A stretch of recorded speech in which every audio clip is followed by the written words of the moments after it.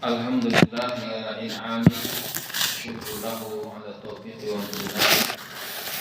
Asyhadu an la ilaha illallah wahdahu la syarika lah ta'ziman li sya'ni wa asyhadu anna Muhammadan abduhu wa rasuluhu ad-da'i ila ridwani. Allahumma shalli wa sallim wa barik ala sayyidina Muhammadin afdhalil khalqi wa ala alihi wa ashabihi wa kulli ummati. Rabbi shrah li sadri wa yassir amri wa hlul min lisani yafqahu qawli. Subhanaka la ilma lana illa ma 'allamtana innaka antal alimul hakim. Rabbana zidna ilman nafi'a warzuqna minka fahman wasi'a. Allahumma faqihna fid din wa 'allimna ta'wil wa hadina ila sawa'is sabil. Nawaitu ta'allum wa ta'lim wa tadhakkur wa tadhkir wa naf'al tifa'ah wal ifad istifadah wal hatta ala tamassuki bi kitabil sunnati rasulih wa dilalat ila khair wa ta'al huda ittiba wa jilah wa ridahu wa mardi wa qurbi. Hadatul muhtaramun, para jamaah sekalian, ibu yang dirahmati Allah Subhanahu wa taala. Mari kita sama-sama mengucapkan alhamdulillah sebagai bukti syukur kita pada Allah Subhanahu wa taala. Kita masih diberikan kesempatan untuk melanjutkan hidup, menunjukkan bahwa Allah masih sayang pada kita, sehingga kita masih diberikan kesempatan untuk bertaubat, untuk meningkatkan amal ibadah, sehingga dapat menjadi ladang pahala di akhirat kelak. Dan kita juga bersyukur kita diberikan kemudahan kesempatan untuk terus berinteraksi dengan Al-Quran, di mana Al-Quran merupakan sesuatu yang mulia di sisi Allah. Siapapun yang mendekatkan diri dengan Al-Quran, maka insya Allah akan diberikan kemuliaan oleh Allah Subhanahu wa taala. Salam dan salam mari senantiasa kita sampaikan dan kita hadiahkan kepada manusia paling agung junjungan kita semua, baginda Rasul Nabi Muhammad sallallahu alaihi wasallam, beserta keluarga beliau, juga kepada para sahabatnya, dan mudah-mudahan kita mendapatkan curahan serta limpahan salat tersebut, menjadikan kita bagian daripada umat Nabi Muhammad yang telah mendapatkan syafaatul uzma di yaumil qiyamah. Amin. Amin ya rabbal alamin. Hadirin para jamaah sekalian, kita akan lanjutkan kembali tadabbur Al-Qur'an, tafsir Jalalain di surat Al-Baqarah. Kita akan mengulas isi kandungan ayat yang ke-188. Untuk hari ini satu ayat saja, karena ini mengandung satu maudhu, subtema yang tersendiri. Mudah-mudahan nanti waktunya cukup, dan banyak juga permasalahan yang muncul dari satu ayat ini. Kita bacakan dulu ayatnya. A'udzu billahi minasy syaithanir rajim. Bismillahirrahmanirrahim. Wala ta'kulu amwalakum bainakum bil batili wa tudlu biha ilal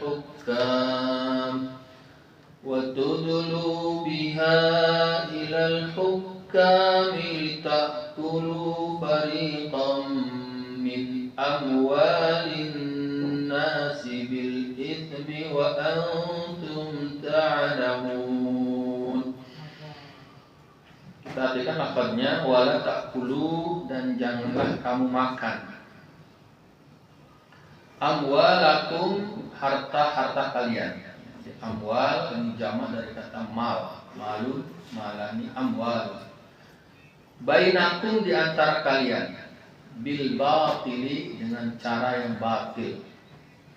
Watadlu, dan kalian membawa biha, urusan harta, ilal hukami, kepada para hakim. Hukam ini jamak dari hakim. Litakulu, dengan maksud agar kalian dapat makan, fariqan, sebagian, min amwalin nasi, dari harta-harta manusia, bil ithmi, dengan cara dosa, wa antum, sedangkan kalian ta'lamuna, mengetahui. Di ayat 188 ini ada hal yang menarik, yaitu ayat ini terletak setelah Allah Subhanahu wa taala berbicara mengenai puasa. Puasa dari ayat 183 sampai 187 di pertemuan yang lalu sudah kita bahas. Ada perinciannya, ada rukhsah puasa, tujuan puasa, kapan, batas waktunya, bulan apa, itu dijelaskan dari rangkaian itu 183 sampai 187. Yang menarik di ayat 183 bunyi akhir ayatnya la'allakum tattaqun. Di ayat 187 bunyi akhir ayatnya la'allahum yattaqun, hampir serupa. Intinya dapat kita ambil kesimpulan bahwa memang tujuan puasa adalah untuk membina atau menjadikan seseorang menjadi orang yang lebih bertakwa kepada Allah. Jadi kalau kita mengerti, subtemanya agak berbeda. 188 ini mengenai harta. Ayat yang akan kita bahas hari ini berkaitan dengan harta. Hukum harta, sedangkan ayat-ayat sebelumnya adalah puasa. Nah, ini seperti kontradiksi, nggak nyambung. Kalau puasa itu kan umumnya bicara tentang makan, minum. Nah, ini tahu-tahu bicara tentang harta. Maka beberapa ulama menjelaskan, seseorang mengerti, memahami cara mengatur hartanya tentunya dengan jalan yang halal, itu adalah buah daripada ketakwaan. Buah dari ketakwaan yang dihasilkan dari ibadah puasa. Nah, di situ korelasi atau munasabah antara ayat 188 dengan ayat-ayat sebelumnya. Ayat sebelumnya bicara tentang puasa, yang mana tujuan puasa adalah takwa. Maka untuk mengetahui seberapa jauh keberhasilan dalam melaksanakan puasa, kita bisa melihat sejauh mana seseorang bisa menggunakan hartanya atau menghasilkan hartanya dengan cara yang halal, cara yang benar. Karena kan di dalam puasa kan kita dilatih untuk menahan diri dari perkara yang halal. Makan minum halal di siang hari sebenarnya, tapi di waktu Ramadan memang menjadi haram. Itu mengajarkan untuk yang halal saja, kalau memang perintah Allah untuk tidak menggunakannya, itu kita dilarang, apalagi untuk yang haram. Nah, maka nanti kemudian kita luaskan maknanya, bukan hanya urusan makan minum, tetapi juga urusan harta. Secara umum ayat 188 ini berkenaan dengan larangan Allah dalam menghasilkan harta dari cara yang tidak halal, cara yang batil, cara yang batil. Namun kalau kita perhatikan lafadznya, Allah memulai dengan wala taqtulu amwalakum, janganlah kalian memakan harta-harta kalian. Nah, ini ditafsirkan menggunakan, janganlah kalian menggunakan atau janganlah kalian menghasilkan harta. Tapi dipakainya kata taqtulu yang artinya makan, karena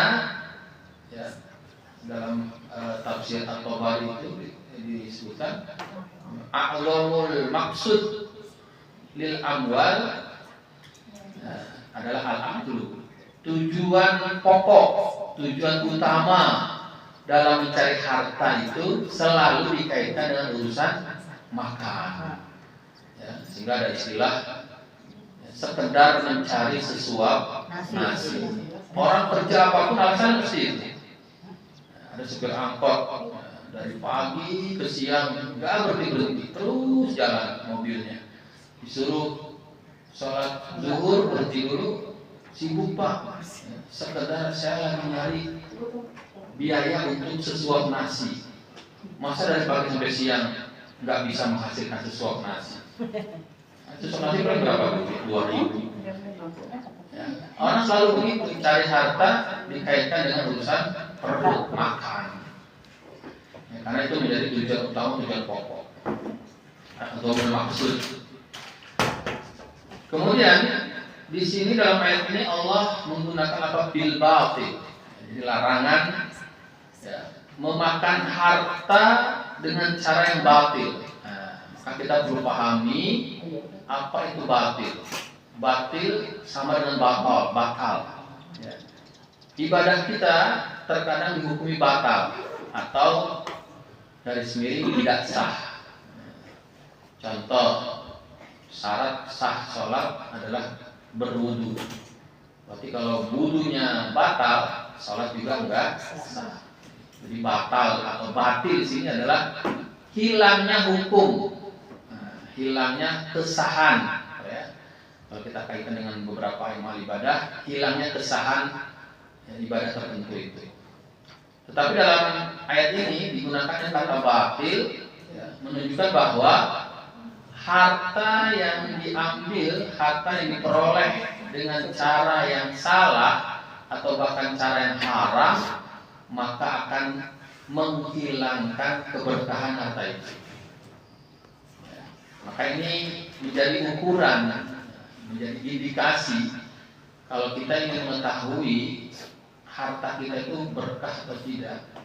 Ya, salah satunya, bukan satu-satunya, salah satunya harta yang kurang berkah itu mudah dapat tapi mudah hilang, mudah dapat tapi mudah habis. Nah, ada orang ya karena memang dia tujuan hidupnya bukan taat kepada Allah, kayaknya gampang dapat duit dengan cara apapun. Kadang dia menipu orang, tapi hasil harta yang dia peroleh itu cepat hilang. Hilangnya di tempat hiburan, hilangnya di tempat judi, habis. Mudah dapat harta tapi juga mudah habis, bahkan habisnya dalam kemaksiatan. Itu tandanya harta yang tidak berkah. Wala taqulu, dan janganlah kalian memakan amwalakum, harta-harta kalian, bainakum, di antara kalian, la yaqulu ba'dukum ala ba'din, yaitu janganlah sebagian kalian memakan harta sebagian kalian yang lain. Jadi ini justru ada dua pengertian ya. Ini larangan kita, cara kita memperoleh harta bagaimana, juga larangan kita mengambil harta orang lain dengan cara yang batil. Bil batil, dengan cara yang batil, ay al harami, atau dengan cara yang haram, syar'an secara syarat, kasarakoti, seperti mencuri, wal ghasabi, dan gosok. Jadi di sini ya jelas ya, isi kandungannya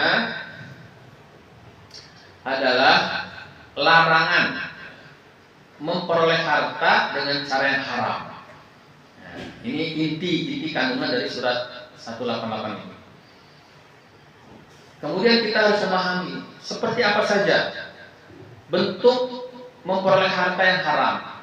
Ada sekitar 10 jenis atau lebih, atau bahkan kurang. 10 jenis itu pertama adalah as-saraqah wal ghasab. Memperoleh harta dengan cara yang mengambil hak orang lain, mencuri dengan gosok. Karena ada bedanya ya, kalau mencuri atau mencuri itu diam-diam. Kalau begal itu terang-terang. Itu sama saja hukumnya, haram. Harta yang diperoleh dari cara seperti itu hukumnya haram. Kita berikan kepada keluarga kita, maka keluarga kita pun dalam hal menikmati harta yang haram. Nah, ada lagi gosok. Gosok itu hampir serupa dengan mencuri. Dia diam-diam memakai, tapi niat mengembalikan. Jadi minjam tanpa bilang-bilang. Itu gosok. Ya. Itu di dalam kitab fikih hukumnya sama seperti mencuri. Walaupun niat mengembalikan, kecuali memang sudah kita yakini ridho dari pemilik. Contoh di pesantren umum terjadi ya, urusan sendal, karena santri banyak, ya, akhirnya santri itu saling mengikhlaskan. Sendal siapapun yang ada di depan kamar boleh dipakai oleh siapapun. asal dikembalikan. Tapi kalau belum ada kesepakatan seperti itu, pokoknya asal pakai aja. Padahal orangnya nggak ikhlas, nah itu gosok. Kan saya kembalikan, walaupun dikembalikan, itu namanya gosok. Maka biasanya kita di pesantren itu akhirnya membuat peraturan, udah pokoknya untuk hal-hal yang remeh, kecil, itu saling mengikhlaskan saja. Kalau nggak ikhlas nanti teman kita jadi dosa gitu. Karena kadang kita butuh sendal itu hanya sekedar untuk misalnya ngambil jemuran, daripada kakinya kotor nanti masuk masjid lagi.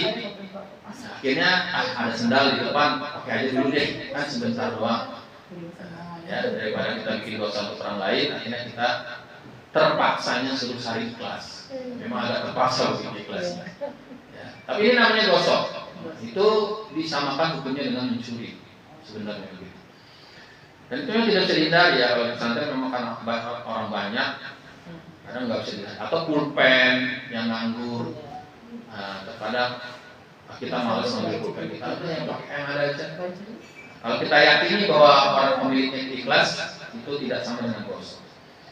Ini jenis yang pertama. Jenis yang kedua al-ghasyu, menipu, ya, memperoleh harta dengan cara menipu. Suatu kali di zaman Nabi melakukan infeksi ke pasar. Jadi Nabi itu bukan tipe orang yang duduk di majelis saja mengajar, memberikan keterangan-keterangan hukum syariat. Nabi juga infeksi langsung, istilahnya belusukan. Suatu hari Nabi datang ke pasar, mendatangi penjual gandum. Maka Nabi melihat di karungnya itu gandum bagian atas itu bagus. Tetapi ketika Nabi memasukkan tangan beliau ke dalam, kok ada becek-becek, ada basah. Kemudian diangkat ke atas, maka kata Nabi, apa ini? Kenapa bagian dalamnya basah? Maka si penjual mengatakan, dia tadi kena tempias air hujan. Disembunyikan. Nah, tujuannya apa? Supaya ikut terjual. Orang kalau melihat atasnya doang, bagus. Dia kata dalam, borong semua, angkut semua. Nah, itu kan maksud dia supaya terjual juga yang kualitasnya lebih rendah. Dan juga tujuannya ada sebagian untuk memberatkan timbangan. Maka kata Nabi, man ghasyana falaysa minna. Siapa yang menipu kami tidak termasuk bagian kami. Ini ancaman orang yang suka menipu, tidak akan diakui sebagai umat Nabi Muhammad SAW. Apapun bentuknya, harta yang diperoleh dengan cara menipu. Nah, zaman sekarang menipunya pakai tanda tangan, ya, tender, tipu, atau merubah faktur. Nah, ini macam-macam jenis tipuan, ya, terutama orang-orang yang punya pekerjaannya itu profesinya sebagai pedagang, itu rentan. Ya, bukan kita mencela orang yang berdagang, tidak. Ya, kan tujuan orang berdagang kan supaya laku dagangannya. Kalau dia imannya nggak kuat, agamanya nggak bagus, ya, yang ada nipu. Ya, yang madu asli dibilang apa, madu campuran dibilang asli, ya macam-macam. Pokoknya jenis tipuan, ya, atau misalnya online sekarang kan banyak tipuan juga. Ghasyu namanya. Kemudian juga ada jenis harta benda yang diperoleh dengan haram, itu rishwah. Rishwah itu menyuap, ya, menyuap. Nah, ini umum terjadi ya, bahkan di negara kita itu seperti sudah rahasia umum. Apalagi urusan birokrasi pemerintah, mau jadi PNS, mau jadi ABRI angkatan, nah itu rentan.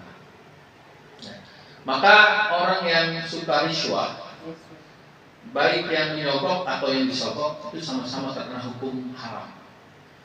Nah, sama halnya misalnya orang ingin jadi pejabat, ya kan? Kadang-kadang ibu-ibu saling kasih kerudungnya warnanya sama. Ya, kita mah seolah-olah ini nggak apa-apa, kita ambil aja kerudungnya. nanti nggak usah pilih orangnya. Tapi ini hati-hati ya, dan kalau kita bisa menghindari lebih baik yang diambil. Khawatir kita termasuk ya riswah, kecuali kalau memang kita perlu membayar untuk mendapatkan hak kita. Dan kalau kita nggak bayar,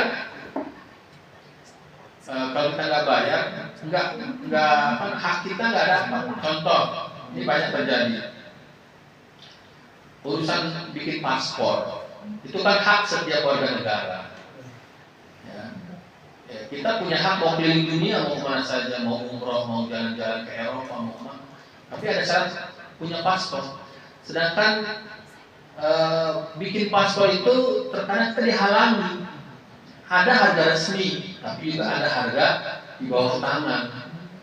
Akhirnya kita daripada paspor kita nggak terbit, kita bayarlah lebih. Nah, maka ini tidak termasuk riswah, tidak termasuk suap, tapi yang menerimanya itu yang dosa, yang menerimanya itu yang haram. Nah, itu termasuk dia memperoleh harta dengan cara riswah. Kemudian juga di antara jenis memperoleh harta yang haram, memakan harta anak yatim. Nah, ini banyak ya yayasan-yayasan yatim ya. Saya tidak mengatakan semuanya. Ya. Dia berkedok panti asuhan. Ya. Pas di acara seremonial ada simbolis setiap anak dikasih amplop satu-satu, dipegang sendiri-sendiri. Tapi setelah acara selesai dikumpulkan. Nah, ini terjadi kezaliman ya. Haknya anak yatim diambil, kecuali kalau sudah ada kesepakatan dari para donatur ya, bahwa yang panitianya itu dapat sendiri, itu lebih bagus, sehingga panitia tidak mengambil keuntungan dari pembagian donasi atau sumbangan anak yatim. Ya, mengambil harta anak yatim itu termasuk memperoleh harta dengan cara yang batil. Kemudian juga ada tidak membayar upah pekerja. Nah, misalnya kita nyuruh seseorang kerja mengerjakan sesuatu, sudah selesai kerjanya kita nggak membayar. Nah, itu termasuk juga kategori ya, aklul amwal bil batil, ya, memakan harta benda dengan cara yang batil. Kemudian juga ya, ini agak menarik, orang yang berhutang tapi memang tidak niat bayar sampai dia mati, ya, sampai dia mati. Memang nggak niat bayar, bukan karena ya memang kadang terkadang orang meminjam uang atau berhutang itu butuh karena terdesak. Tapi orang itu memang sudah dari awal nggak niat, makanya ditagih susah, nggak niat bayar. Nah, kalau sampai mati dan dia tidak melunasinya, ya, itu akan menjadi urusan di akhirat. Maka itu termasuk cara yang batil. Kemudian contoh yang lain, harta yang diperoleh dari riba. Nah, riba itu transaksi utang piutang yang pembayarannya melebihi pokok utangnya. Ya. Nah, makanya hati-hati dalam urusan kredit motor, kredit kendaraan, kredit rumah, ya, pakai akad yang benar. Boleh nggak kita kredit motor? Boleh. Ya. Maka nanti di akad awalnya itu, ya, nah, kita harus tahu akad mana yang betul. Seandainya memang kita mau misalnya beli motor tapi dengan cara cicil, ya, dengan cara cicil, maka sebaiknya perjanjian cicilnya itu dengan pemodal kita. Contoh, kita datang ke satu leasing showroom motor, kita ambil motor, misalnya Honda Beat, berapa harganya? Kata showroom, kalau cash 25 juta, kalau cicil 30 juta. Makanya showroom itu suka beralasan mereka lebih senang dibeli cicil dibandingkan beli cash. Rata-rata seperti itu. Kita seperti digiring untuk kredit. Kalau kita sudah menetapkan kita maunya kredit, karena kita nggak punya uang cash, maka sebaiknya kita panggil pemodal, panggil bank. Kalau bisa banknya bank syariah. Kita buat perjanjian, Bang, Pak, Bu, saya mau ambil motor di showroom itu. Saya nggak punya duit, mau nggak modalin saya dulu, nanti saya bayar kecil ke bank. Bisa, kata bank, tapi harganya kami yang atur. Harganya kami yang atur. Maka kemudian kalau kita deal, motor itu dibeli cash oleh bank. Dibeli cash oleh bank. Bank membeli cash ke showroom 25 juta karena harga cashnya lebih. Nah, berarti sudah berpindah kepemilikan. Motor itu dianggap menjadi milik bank. Bank menjual ke kita dengan harga 30 sesuai kesepakatan. Pak, kalau Bapak mau kredit di motor ini dengan cara cicil, kami hargai 30 juta. Bapak mau nggak? Mau, siap. Per bulannya misalnya 1,5. Nah, ini boleh, kayak gini boleh. Ya. Dan setelah dihitung cicilan kita sekian bulan memang pas harganya sampai 30 juta, tidak lebih. Nah, kalau kita sudah deal seperti ini, ya, usahakan jangan sampai telat bayar. Ya. Kalau kita ngambil kreditan di bank konvensional biasanya ada penalti, ada denda. Ini yang ribanya itu. Tapi kalau di bank syariah, ya, ketika kita macet di dalam kreditnya itu, nah, ya kalau yang bank syariah betul-betul syariah, itu kita dipanggil sama bank. Ini motor kenapa nggak bayar? Saya lagi, ini nggak ada uang. Ya sudah, kami kasih kesempatan 1 bulan berikutnya.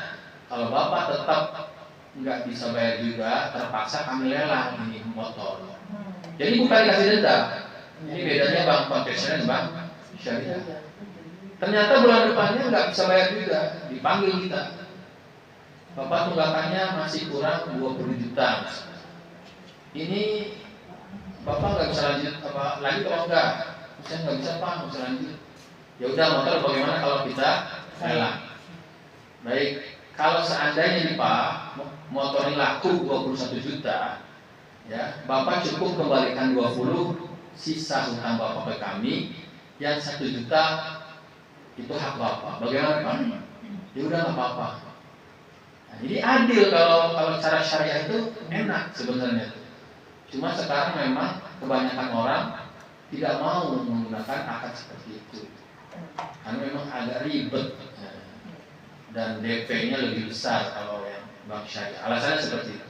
Tapi secara hukum syariat itu lebih aman, ya, daripada kita terus-terusan dengan akad riba, ya, karena akad riba itu salah satu jenis, ya, memakan harta dengan cara yang batil. Ya. Dan riba itu konsekuensinya berat. Sampai-sampai Nabi memerinci orang yang jadi saksi riba itu kena hukum riba juga. Orang yang ngantar kertasnya, orang yang nulis, ya, maka ya mohon maaf ya, orang yang profesinya di lingkaran bank itu lebih baik dihindari. Ya.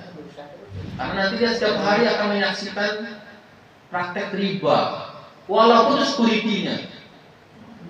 Saya kan cuma security, tapi kan hari-hari melihat.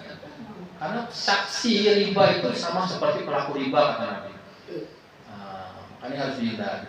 Itu salah satu jenis memakan harta dengan cara yang baik. Kemudian yang lain, yang terakhir itu termasuk jenis memakan harta yang batil adalah harta yang diperoleh dari jalan maksiat. Contohnya judi, jelas. Hasil jualan miras. Saya kan bukan peminum, saya menjual, sama aja, kamu bikin orang dosa. Ya. Atau setidaknya dari hasil praktek-praktek yang membuat orang lalai. Ya, penyewa alat musik. Ya, saya kan bukan pemain, saya menyewakan yang sama aja. Atau penyedia tempat. Ya, ini ada apa namanya?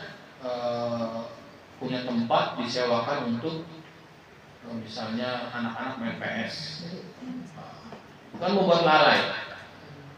Anak-anak itu kalau udah di tempat PS, jangankan sholat, makan mandi aja lupa, lalai, apalagi disuruh sholat. Nah, maka sebaiknya kita hindari praktek-praktek seperti ini.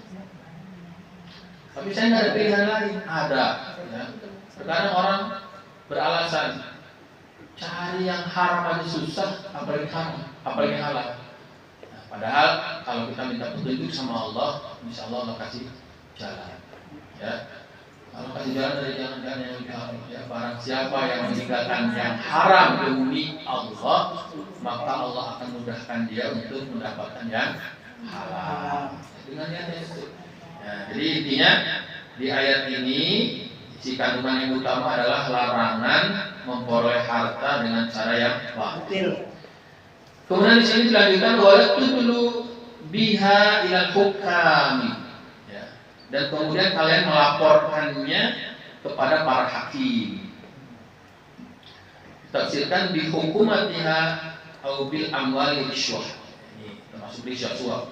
Jadi ini ada kronologisnya, ada asbabun nuzul. Ayat ini ya, pada awalnya asbabun nuzulnya adalah terkait sengketa tanah. Ya, ada dua orang sahabat semua ini. Yang satu namanya Imrul Qais bin Abis. Yang dua namanya Abdan Al-Hadrami. Jadi kedua-duanya itu punya sengketa lahan. Yang satu bilang ini punya saya. Ya, buktinya banyak orang yang memang meyakini itu tanah saya. Yang satunya tidak merasa juga punya dia. Maka kedua-duanya lapor pada Nabi. Nabi memberikan hukumnya sesuai dengan zohirnya. Siapa yang bisa membuktikan, ya, itulah yang menang. Ternyata yang bisa membuktikan itu si Imrul Qais. Sedangkan si Abdan, dia untuk membuktikannya itu dengan sumpah. Dan itu di pengadilan syariat itu menjadi opsi kedua. Ya, jadi yang punya bukti real, ya, atau dalam urusan tanah kalau zaman sekarang, ya, sertifikat itu lebih dipercaya ketimbang pengakuan. Ya. Sekarang tuh hitam di atas putih lebih kuat kekuatan hukumnya dibandingkan hanya sekedar cerita. Ya. Ada orang sudah berpuluh-puluh tahun dari generasi ke generasi menempati satu lahan, tapi nggak punya surat. Tiba-tiba ada cukong Cina bawa surat resmi dari BPN, ada hologramnya. Padahal sekarang tuh praktek duplikat sertifikat itu sudah umum terjadi. Ya. Tahu-tahu tanahnya dirampas, itu banyak terjadi sekarang. Orangnya akhirnya diusir dari tanah tersebut. Nah, itu kadang selembar sertifikat lebih kuat hukumnya dibandingkan syahadah, dibandingkan pengakuan. Nah, ini terjadi karena Nabi memang bukan seseorang yang tahu hal gaib, termasuk hati manusia. Siapa yang berbohong di antara keduanya? Nah, Nabi lebih percaya kepada yang bisa membuktikan timbang yang sumpah. Tetapi kemudian turunlah ayat ini, ya, dan maknanya akhirnya menjadi luas dan umum untuk praktek-praktek seperti itu, ya, yang kemudian membawa sengketanya sampai ke pengadilan, sampai ke hakim, dan hakim memutuskan dengan cara yang batil karena disuap. Nah, karena disuap. Ini praktek ini terjadi di zaman Nabi, walaupun konteksnya bukan pengadilan, ya, melapornya kan ke Rasulullah. Tapi akhirnya ayat ini dipakai secara umum.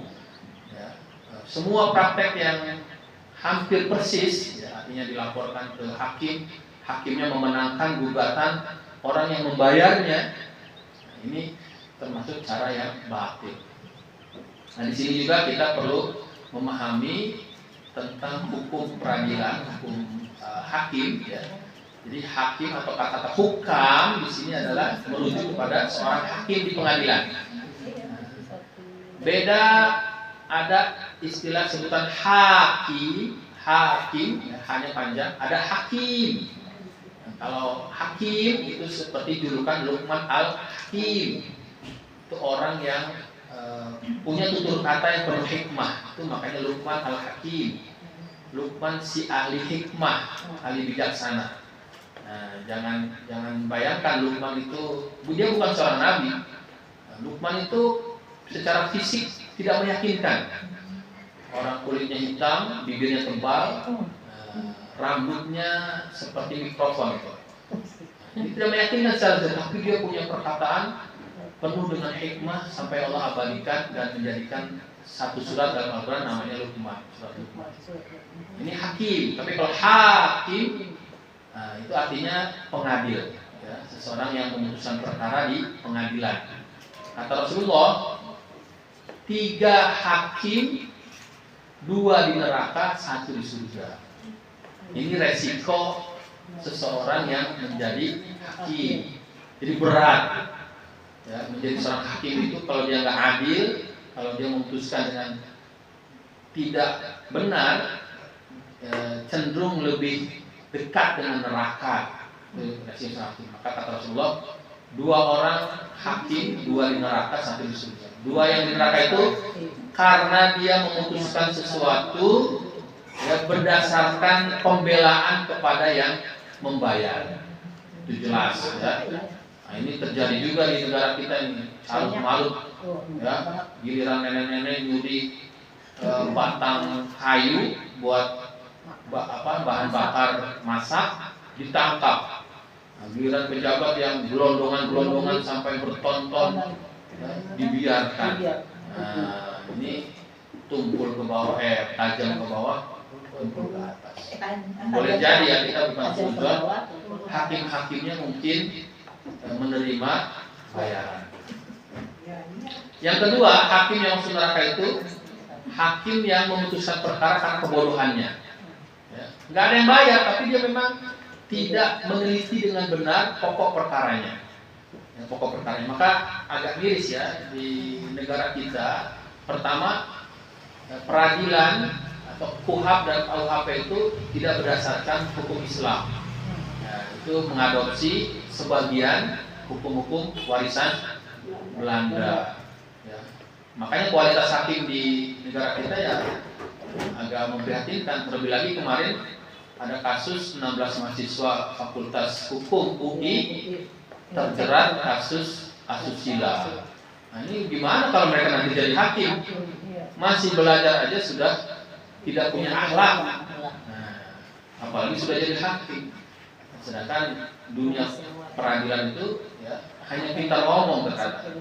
Hakim-hakim, pengacara, jaksa, kalau berargumen ya, bisa berjam-jam.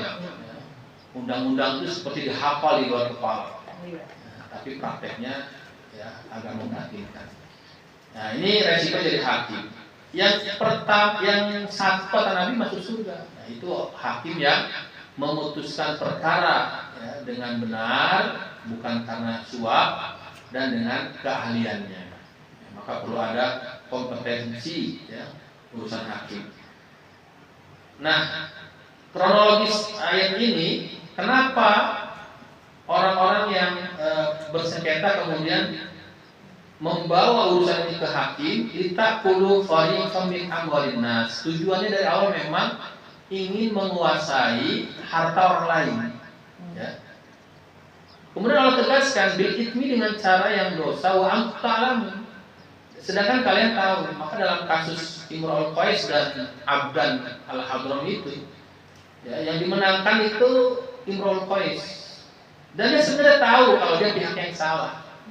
Dia hanya mengaku-ngaku di depan hakim. Ya, tujuannya adalah ingin menguasai hartanya si Abdan itu. Nah, karena cerita ini, ya, kisah di balik ayat ini terjadi zaman Nabi, ini mengindikasikan bahwa nanti suatu saat akan terjadi lagi. Dan ternyata betul ya. Zaman sekarang atau mungkin zaman yang sudah lewat itu banyak terjadi kasus-kasus seperti itu. Sengaja diadu ke ke pengadilan. Nah, nanti yang punya sertifikat biasanya itu lebih dibenarkan ya.